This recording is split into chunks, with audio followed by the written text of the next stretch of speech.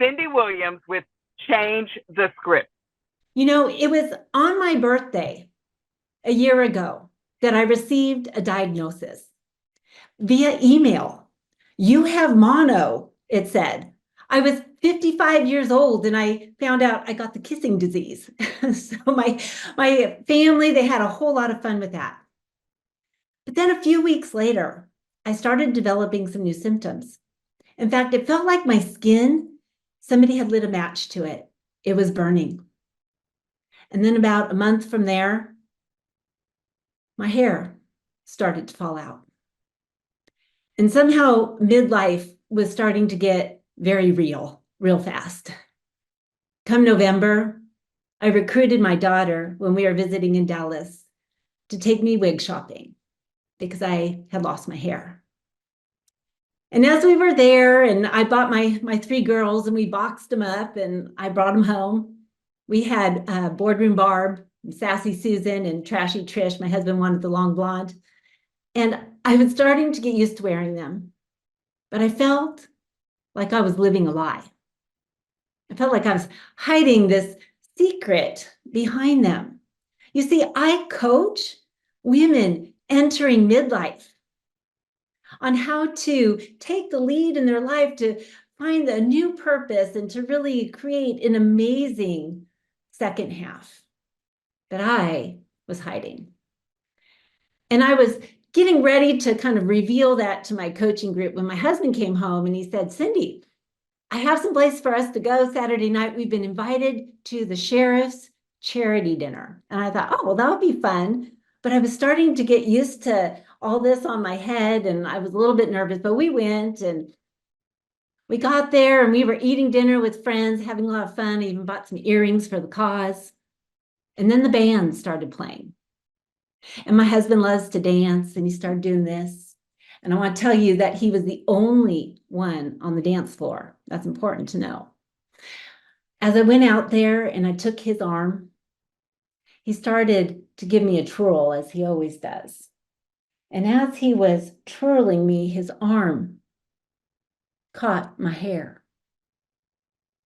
And my hair went that way. And I went that way. And as I stood on the dance floor alone with my husband, I felt exposed.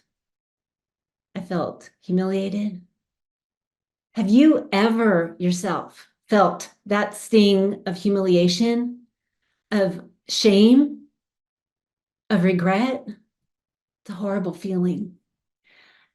I would like to say that the 7 years of personal growth that I've been working on had made me strong enough where I just plopped down and took that and put it on my head and just started dancing again. That's the kind of woman I am. I'm strong, right? But I ran to the bathroom and then to the door and then to the car. And I had my husband drive me home. And on the way home, I was crying. And then I would laugh hysterically because it really was pretty funny if you thought about it. And I probably will think it's funny in about a decade. But at the time, I didn't. On the freeway, Todd said, Cindee, I want to tell you something and you're not going to like it. But this could be your greatest moment. I thought, how? I just left my hair on the dance floor. I said, no. Who are you?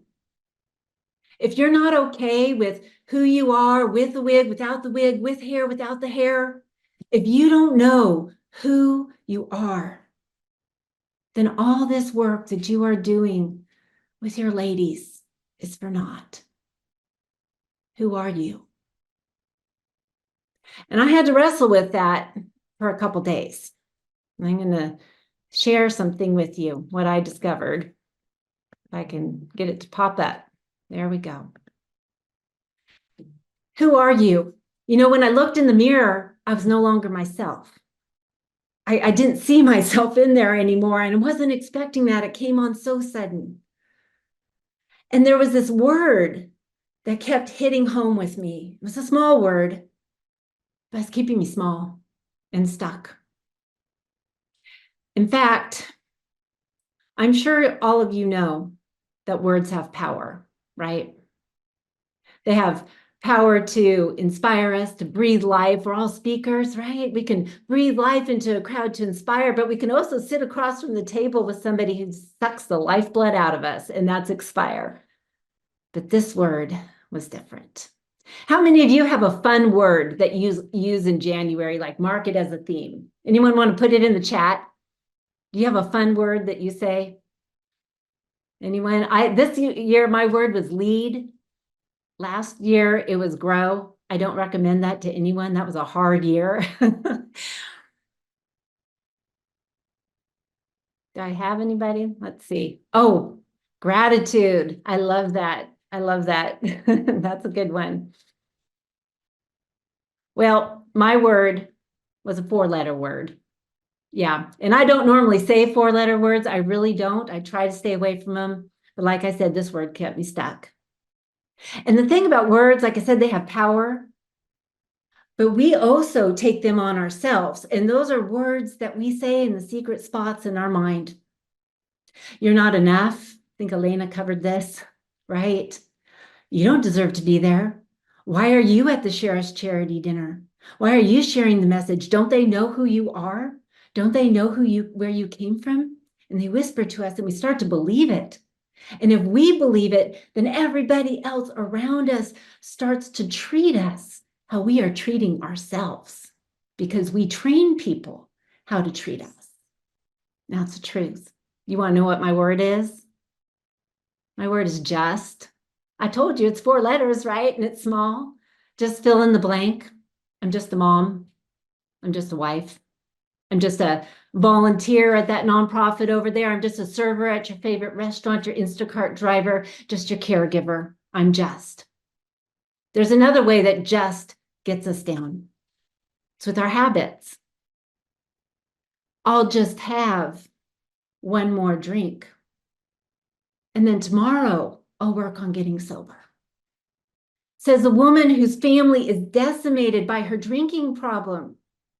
And tomorrow turns into next month, which turns into next year, which turns into 3 years down the road.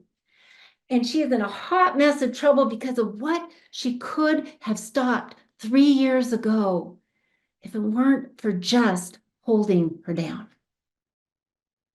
Or how about just in case?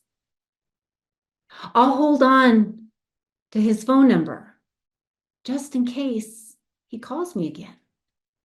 Just in case he decides he really does need me, that he really does love me, says a woman who's trapped in a toxic relationship and her friends and her family are telling her to end it, but she won't, just in case. I want to tell you all, ladies, men, that you are not just anything, that you were created by God to do something amazing with your life. And it doesn't stop till you get to the finish line. We don't get to the finish line till there's no more breath left in our body. And if you are here right now, sitting in the seat, whether you're on Zoom or you're there in person, the chances of you sitting in that seat with your hair, with your eyes, look at your hands, look at your fingerprints, uniquely made, talents, gifts that have been placed all inside of you combined, the chances of that occurring are 1 in 400 trillion. That's with a T. You are not just anyone. I want you to imagine with me for a minute. How many of you were back in the 60s? I was back in the 60s. I was a baby, but I was there. And we are standing on the steps of the Lincoln Memorial with 250,000 of our closest friends.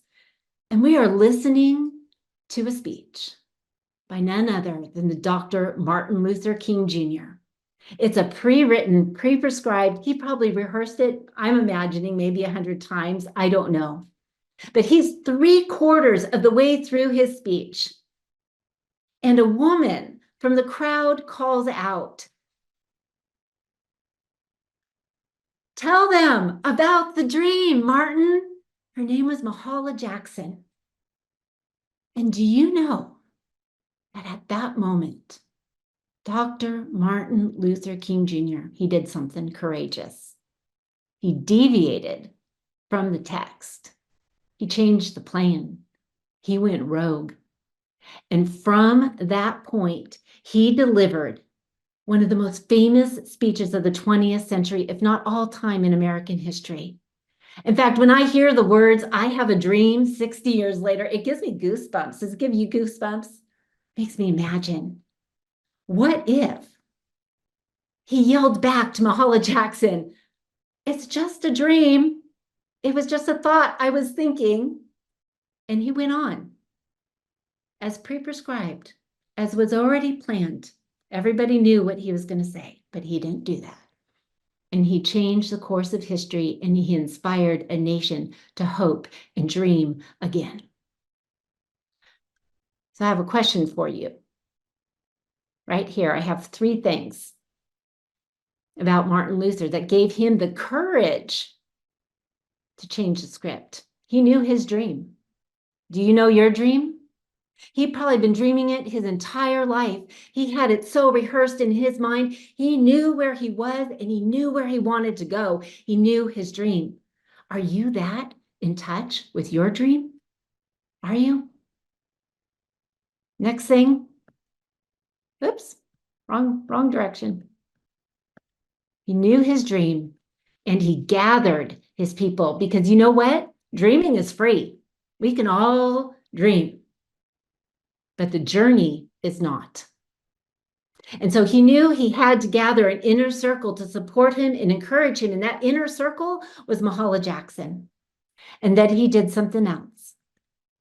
He gave his dream a voice. He didn't just dream it. He didn't just gather an inner circle. He gave it a voice. And when we do that, our dream takes on wings. And all of a sudden, the doors of opportunity start to open. Have you done that with your dream? Have you given it a voice? Are you ready to change a script in your life like Dr. Martin Luther King Jr. was? Do you have the courage to do it? That takes me to me.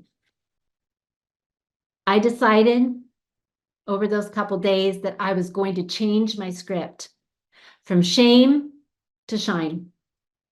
It was my tendency the first 50 years of my life to go from shame to shame. It was. This incident, the big wig reveal, would have sent me packing and just put the covers over my head. I don't want to go back out again. But the thing is, I have a dream, and I have gathered people, and I have given voice to my dream. And that is that I want to raise up 1,000 women leaders to go out and make an impact on this world. And I have enough people around me that they would not let me quit. They would not let me give shame to shame. So the answer to the question is not who are you, but who are they? And I want you to ask the same question to yourself. You're all speakers, whether it's one-on-one, to a group, or to an audience. Who are they? The people that you are serving. How can you deliver the message to them? It was never about me. Those people want me to be real and authentic and vulnerable with them. They want to trust me. And I want to share with them because of this. This is one of my favorite quotes by John Maxwell. A candle loses nothing when it lights another. We're all candles. We all have this flickering flame. And when we are vulnerable and we share our shame, we share our embarrassment, our real moments, and become human, it costs us nothing. But it allows us to transfer that light, to transfer that shine to another, and give them the courage to go out and shine. When we change the script on our life, when we create a page turner life and write the next chapter, that's exactly what we do.